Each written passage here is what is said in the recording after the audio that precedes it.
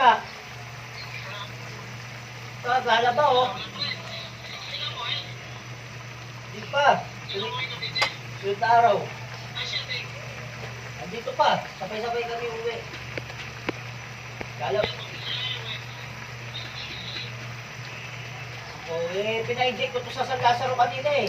Di ba kinagat ng aso? Di ba nakagat ng aso nila? Pina-inject ko sa San Lazaro. Di ba libre lang dyan? Si ate.